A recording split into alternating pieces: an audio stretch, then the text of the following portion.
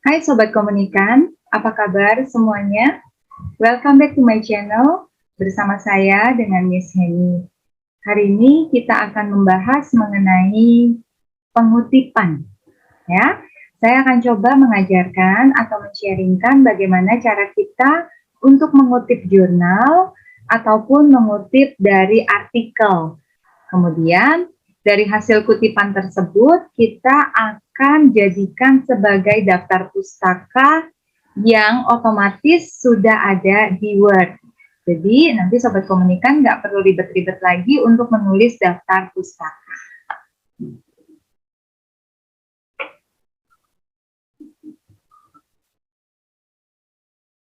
Oke, untuk bab 2, saya akan share mengenai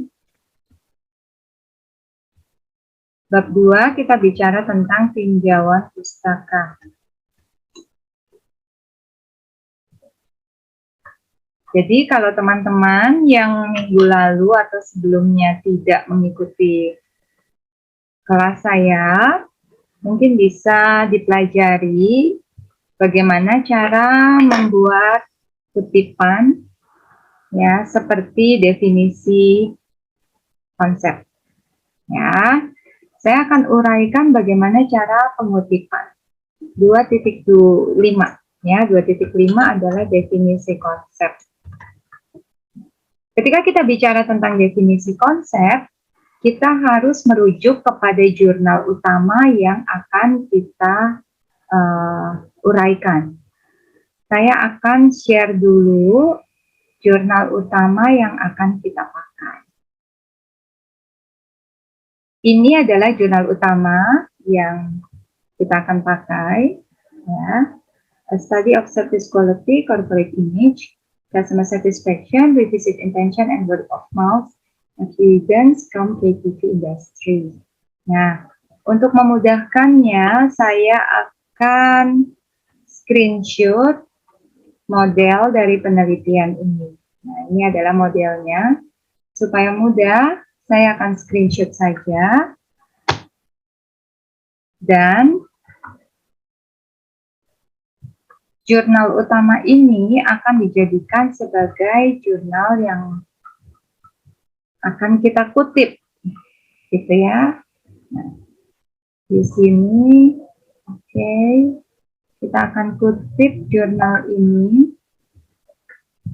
Untuk memudahkan, saya pindahkan juga ke Word-nya kita, supaya akan memudahkan kita. Oke. Ya, nanti kita akan balik lagi ke sini. Kita akan mencoba mencari tentang literatur review. Ya, kita bicara misalnya tentang corporate image. Nah, kita bisa terjemahkan dari sini. Kita contoh nanti tentang consumer satisfaction. Nah, ini misalnya kita akan kopas dulu. Ya, kita akan pindahkan dulu di Word supaya saya menunjukkannya gampang, gitu ya. Oke, saya coba tunjukkan kembali dari Word-nya. Oke, ini adalah Word yang tadi, yang sudah kita kopas-kopas, ya. Nah, ketika kita bicara definisi konsep, yang pertama adalah definisi konsep itu kita harus menjelaskan apa yang dimaksud dengan variabel. Oke, saya akan perkecil sehingga akan mempermudah untuk kita melihat konsep ini.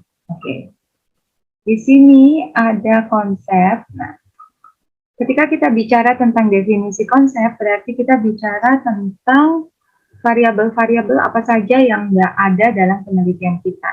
Kita harus jelaskan satu-satu. 2.5.1. Misalnya yang kita jelaskan adalah kita punya 5 variabel. Service quality, gitu ya. Terus 2.5.2 adalah customer satisfaction. Let's say customer satisfaction. customer satisfaction. Nah, saya perbesar supaya lebih jelas. Oke, berikutnya ada corporate image and word of mouth. Ya, kita let's say aja word of mouth. 2.5.3 adalah word of mouth, gitu ya. Terus 2.5.4 adalah revisit corporate image. Corporate image, kemudian 2.5.5 adalah revisit intention. Ya, oke, saya akan ajarkan satu persatu. Silakan diikuti, ya.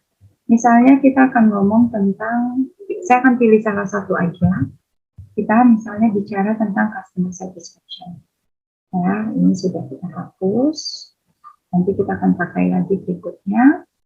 Customer satisfaction. Nah, di sini saya mengambil kutipan dari jurnal utama, gitu ya, supaya kita tidak pindah-pindah halaman. Jadi saya mengambil dari sini. Nah, customer satisfaction. Customer satisfaction is a measure of how products and the price provided meet and surpass customer expectation. Jadi dari sini kita harus memparafrase atau kita harus menggunakan bahasa kita sendiri. Kepuasan konsumen adalah suatu ukuran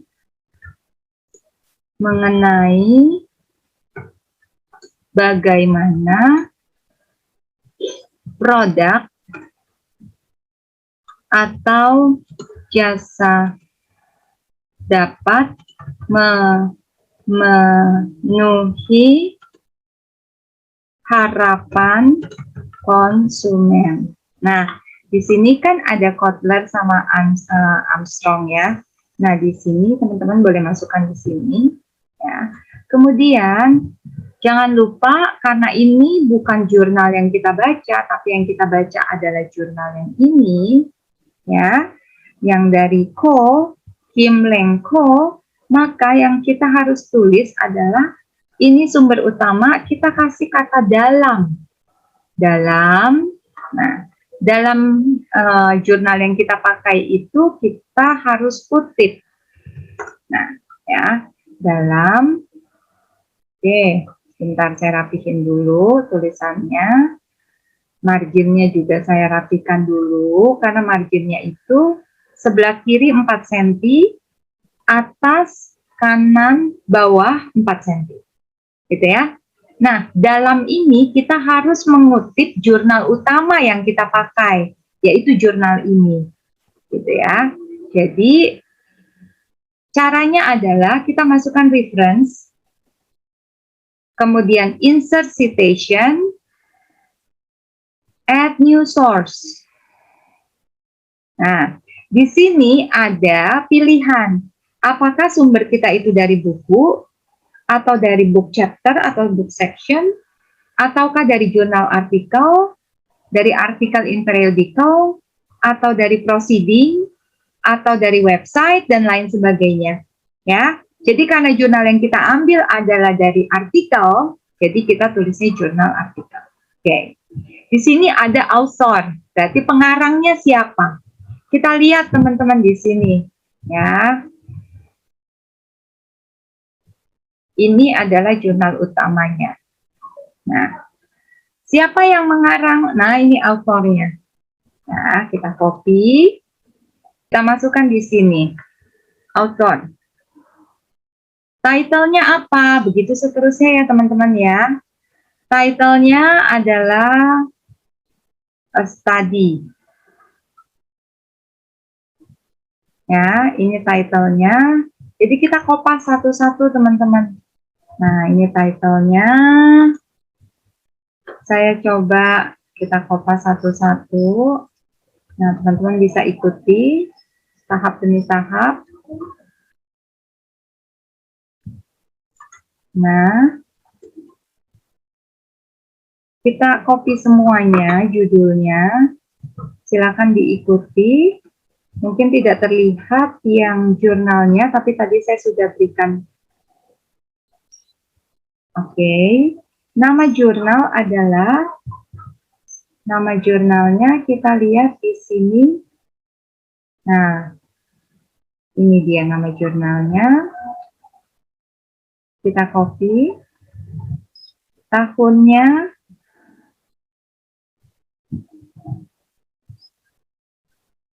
Kita copy.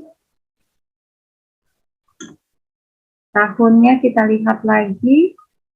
Tahun 2020. 2020. Halamannya. Nah, apakah di sini ada halaman? Jika tidak ada halaman, berarti kita langsung saja tulis 1 sampai 15. 1 sampai 15. Oke. Nah, dia akan muncul otomatis. Di sini muncul otomatis, teman-teman.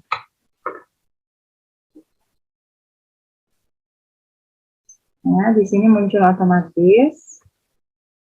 Kita perbaiki lagi hurufnya, jangan lupa. Nah, dia akan muncul otomatis. Yuk, kita lanjutkan lagi. Kepuasan konsumen adalah suatu ukuran mengenai bagaimana produk atau jasa dapat memenuhi harapan konsumen menurut Kotler.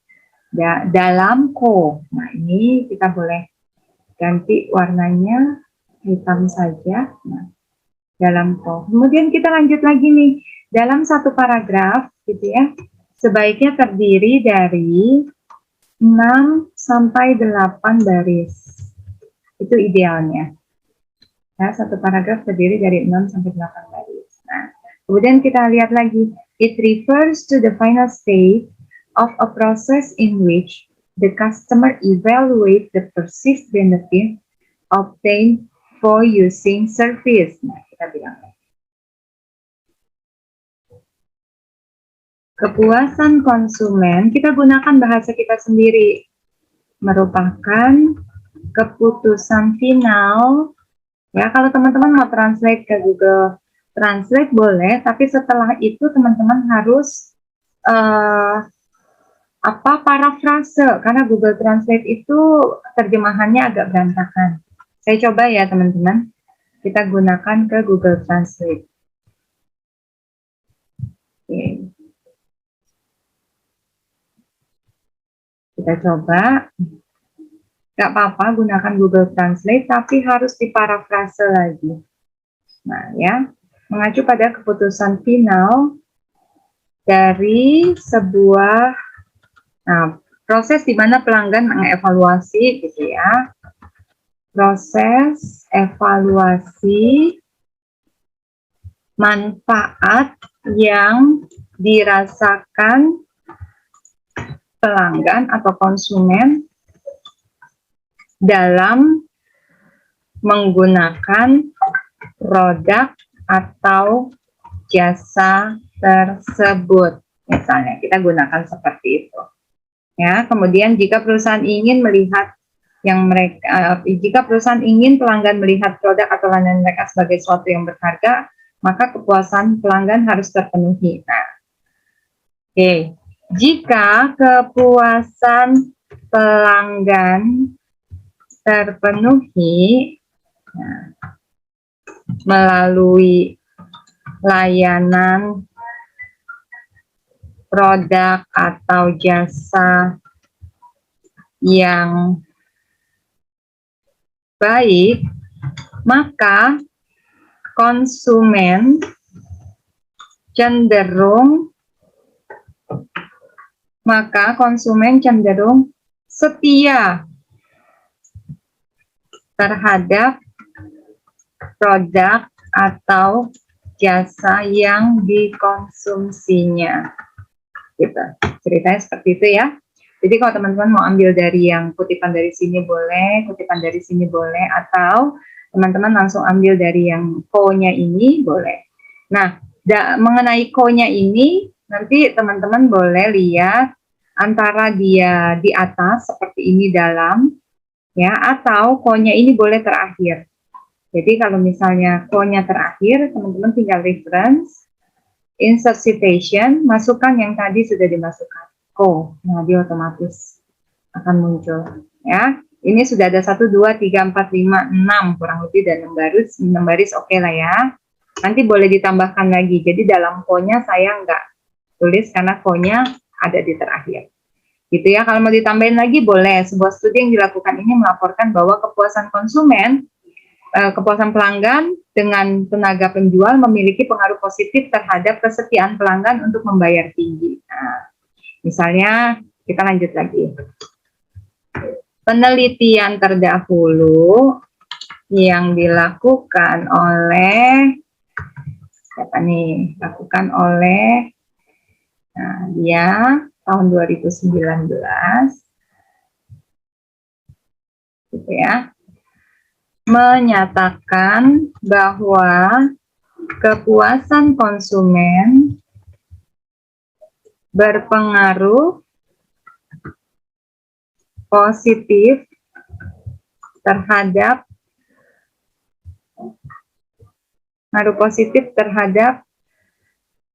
kesediaan konsumen untuk membayar lebih, gitu ya.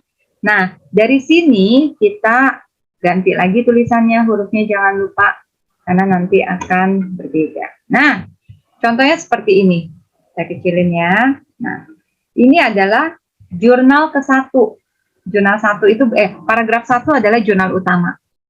Gitu ya. Ini adalah jurnal utama. Sekarang kita masuk paragraf kedua. Nah, yang ini sudah saya hapus karena ini adalah paragraf ke-1 dari jurnal 1. Nah, ini jurnal 1 yang saya kutip tadi ya. Ini saya hapus. Sekarang kita masuk ke jurnal kedua. Ya, kita lihat jurnal kedua. Menurut, ntar kita lihat ya, jurnal kedua. Kepuasan konsumen adalah kepuasan konsumen adalah apa? Ini paragraf kedua, berarti menurut ini paragraf 1. Paragraf 1 itu adalah sumbernya dari jurnal utama. Kalau paragraf 2, ini ya saya tulis di sini, paragraf 2 sumbernya dari jurnal pendukung 1. Gitu ya, itu paragraf kedua. Yuk kita contoh bagaimana cara parafrase. Nah, ini saya kurung tutup aja karena ini adalah penjelasan. Ya. Nah, ini saya kurung aja karena ini adalah penjelasan. Nah, sekarang saya akan coba sekali lagi untuk kita parafrase. Kita akan buka jurnal pendukung kedua. Saya coba buka jurnal pendukungnya. Customer satisfaction. Oke, kita lihat ini adalah jurnal pendukung kedua. Nah, ya, ini adalah jurnal pendukung. Jurnal pendukung ini bilang tentang customer satisfaction. Ada juga tentang customer satisfaction. So we have to find out apa yang dimaksud dengan customer satisfaction. Ya, kita lihat customer satisfaction. Informasi tentang customer satisfaction. Tentang customer satisfaction or research method. Kita lihat yang mana informasi tentang customer satisfaction. Ini customer loyalty, service quality. Nah, customer satisfaction ada di sini. Nah, kita copy. Di sini ya teman-teman, kita lihat mengenai kepuasan konsumen berdasarkan jurnal pendukung 1.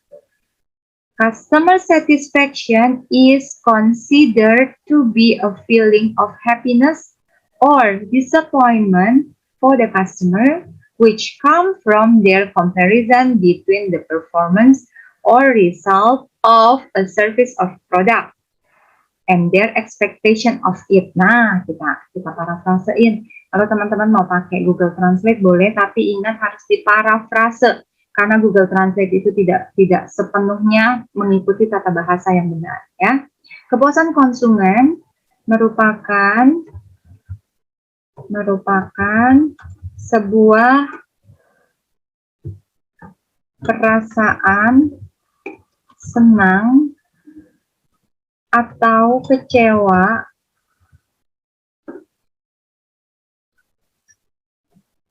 ya, sebuah perasaan senang atau kecewa yang dirasakan oleh konsumen saat mereka membandingkan antara harapan dengan kenyataan yang mereka alami, gitu ya. Terus dia bilang apa? Comparison result of service of product and their expectation on it, where the context of customer satisfaction is an estimate or customer confidence in the way they receive. In the other words, customer satisfaction is the quality of service as determined by the opinion of customers. Oke. Ya, kita bikin lagi kata, kita parafrase lagi. Kenyataan yang mereka alami. Ya. Kepuasan ini dapat ditimbulkan akibat, nanti teman-teman bisa parafrase sendiri ya, dari yang kata-kata tadi, gunakan dengan bahasa sendiri tapi intinya sama. Akibat kenyataan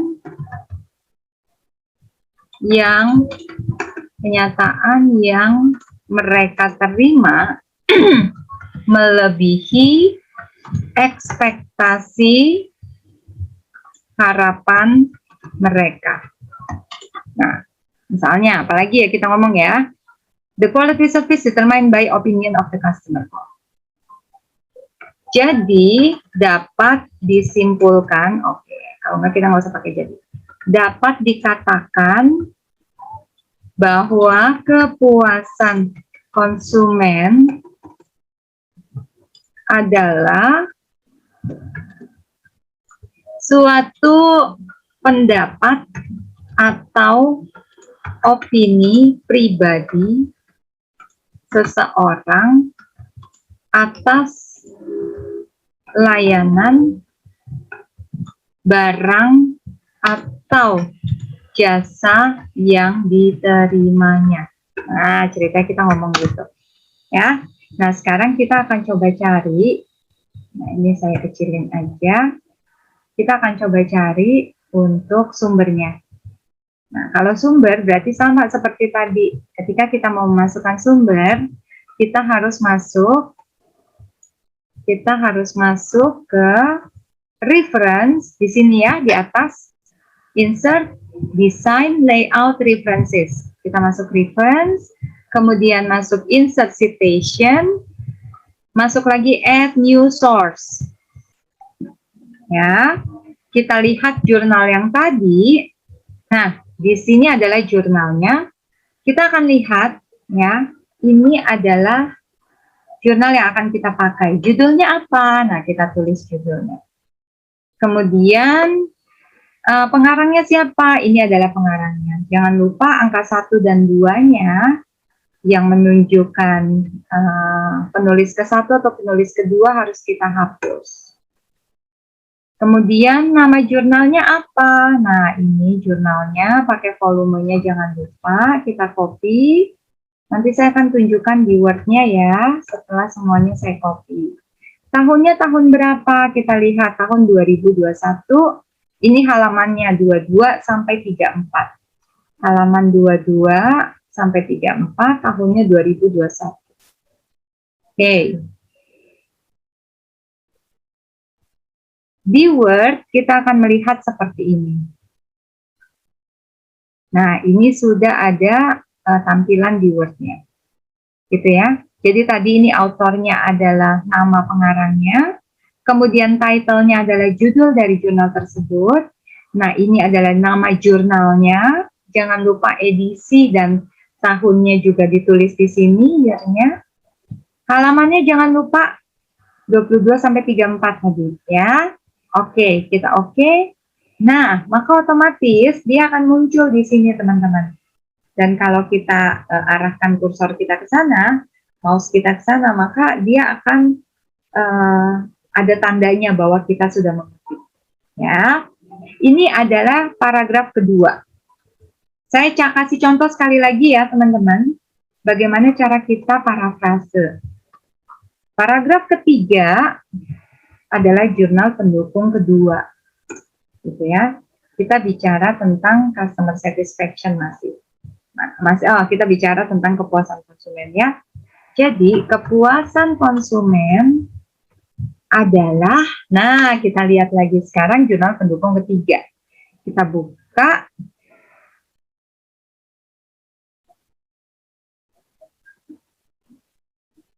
Kepuasan konsumen. Ya, saya coba share. Nah, ini adalah kepuasan konsumen. The effect of service quality and customer satisfaction on consumers loyalty in hospitality industry of Ghana.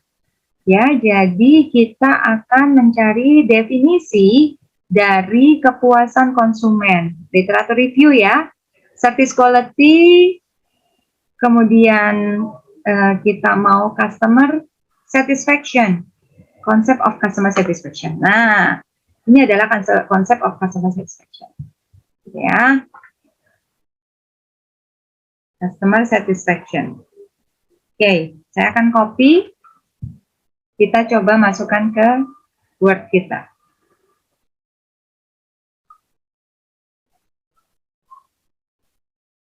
Saya akan masukkan ke sini.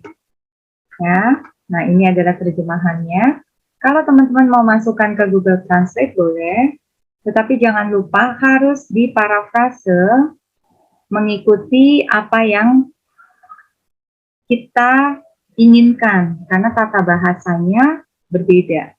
Ya, menurut Hill et al, konsep kepuasan telah ada untuk waktu yang lama dan mencakup lebih dari 200 tahun, bla bla bla, bla bla bla bla bla. Nah, keadaan fisiologis emosi yang terkait dengan kesesuaian atau ketidaksesuaian kualitas layanan yang dirasakan konsumen selama dan setelah pengalaman layanan. Oke, kepuasan konsumen adalah suatu, ya kita ambil dari sini nih, ya, suatu keadaan fisiologis emosi yang berhubungan dengan, gitu ya, kesesuaian ataupun ketidaksesuaian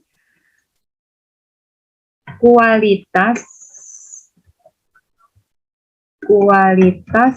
dari sebuah produk atau layanan yang diterima oleh konsumen, selama ataupun setelah pengalaman layanan tersebut, gitu ya. Jangan lupa ini langsung di tata kiri kanan. Oke. Terus apalagi kita mau bilang lagi nih? Pelanggan yang puas sering membeli lebih banyak produk atau layanan secara teratur yang dapat mempengaruhi loyalitas dalam jangka panjang. Oke. Kita mau tambahin ini juga boleh, gitu ya. Kita mau tambahkan namanya atau kita tidak perlu tambahkan, yang penting kita ambil dari jurnal utama boleh. Ya. Kepuasan konsumen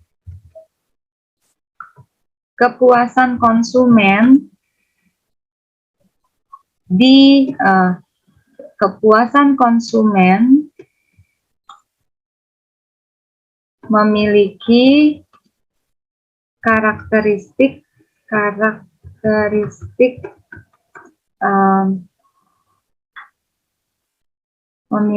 kita coba parafrasein. Kira-kira dari kalimat ini apa ya? Gitu ya. memiliki, oke, coba kita ganti. Konsumen yang puas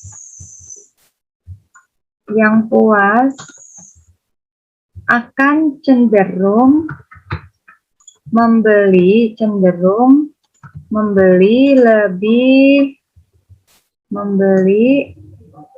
lebih banyak produk secara teratur sehingga dapat menciptakan loyalitas konsumen atas produk atau jasa tersebut. Gitu ceritanya. Kita mau tambahin lagi apa lagi nih? Pelanggan yang puas akan membeli lebih banyak. Terus apa lagi? Di sini ada apa lagi ya? Oke, kita mau tambahin apa lagi? Ada kalimat apa lagi yang bisa kita tambahkan? Tidak apa gitu. Customer, nah ini dia. Coba ya, saya coba copy lagi, saya masukkan di sini. Ini sudah selesai, kita hapus. Nah, customer satisfaction start with clear and operation definition from both the customer and the organization that understanding the motivation, expectation, and desire for both give foundation. Oke, kita mau bikin lagi. Kepuasan konsumen diawali dengan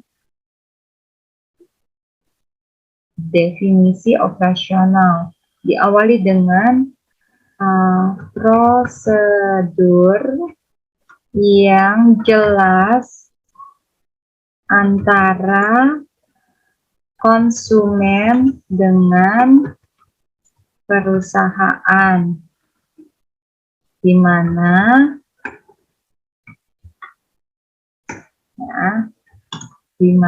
coba kita lihat lagi ada kata-kata apa lagi yang bisa kita kutip ya, di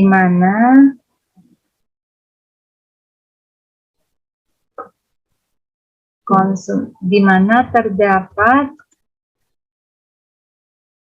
kesepahaman akan motivasi, harapan, dan keinginan dari kedua belah pihak. Misalnya kita ambil itu ya, ini udah dari jurnal pendukung kedua. Nah, kemudian sumbernya jangan lupa, sumbernya mau di atas atau di bawah. Kalau di atas itu teman-teman masukin seperti ini pakai kata menurut, tapi kalau di bawah ini terakhir baru kita masuk reference, insert citation, add new source, gitu ya. Kita akan lihat lagi, nanti teman-teman lihat data-data yang sudah saya masukkan, ya, jurnal pendukung kedua ini adalah, nah teman-teman lihat saya sudah mengcopy title-nya, ya. Silakan di copy aja title-nya seperti ini ya. Autornya siapa, pengarangnya siapa, tinggal dilihat. Ini adalah pengarangnya. Nah, teman-teman lihat di sini, ini adalah pengarangnya. Jurnalnya jurnal apa? Silakan dilihat lagi jurnalnya ini. Volume sama nomornya jangan lupa dikutip juga. Nah, ada volumenya di sini, volume 5, nomor 5. Ya, teman-teman nanti silakan lihat jurnalnya. Tahunnya di sini kita melihat tahun 2020. 2020, halamannya juga kita bisa lihat di sini. Ada halamannya, halaman 1 sampai 9. 1 sampai 9. Gitu ya. Ini adalah jurnal yang akan kita kutip. Saya coba share dulu jurnalnya.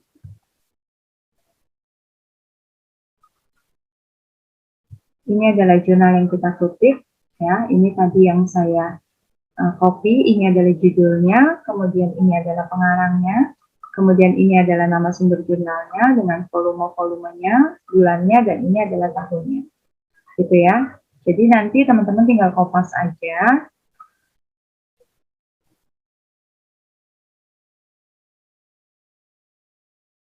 Nah, di sini sudah terbentuk seperti ini, kita okein. Nah, otomatis dia akan muncul, teman-teman. Ini kita hapus karena sudah selesai. Nah, nanti jadinya akan seperti ini. Jadi setiap paragraf itu teman-teman harus menjelaskan, ya, jadinya seperti ini. Gitu ya. Ini ada paragraf 1, paragraf 2, paragraf 3, nanti paragraf 4 sama caranya. Nah, ini adalah paragraf 4 yang isinya adalah jurnal dari pendukung ketiga. Gitu ya. Semakin banyak teman-teman memiliki sumber akan semakin baik. Jadi nanti ceritanya akan berbentuk seperti ini. Kita asumsikan ini adalah jurnal keempat. Nah, jadi nanti ya isi dari bab 2 definisi konsep teman-teman akan panjang. Karena memang setiap definisi konsep kita asumsikan ini adalah definisi konsep ya dari service quality. Isinya yang nanti teman-teman cari lagi dari jurnal. Contohnya seperti ini.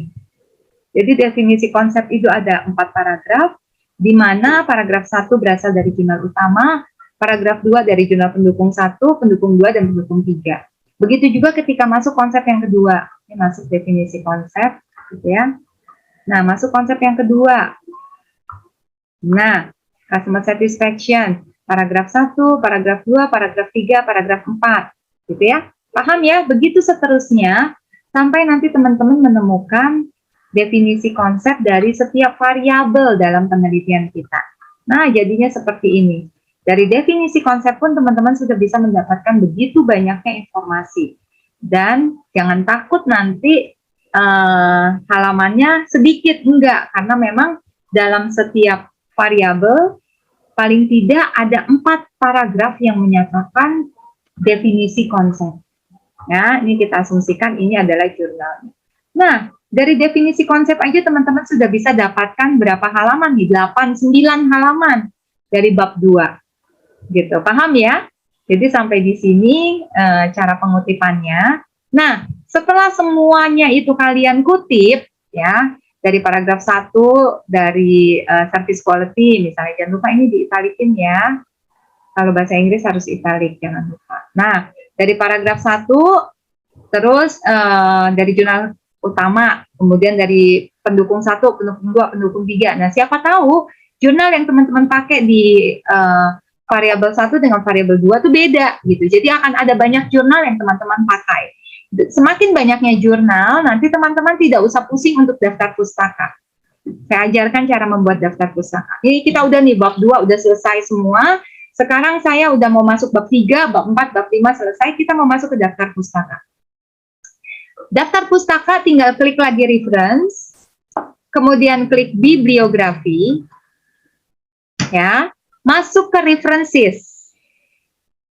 Kemudian teman-teman klik references. Tada, otomatis. Nah, otomatis semua kutipan yang tadi sudah ada di insert citation ini, otomatis dia akan keluar di daftar pustaka. Dan itu sudah menyesuaikan dengan standar internasional.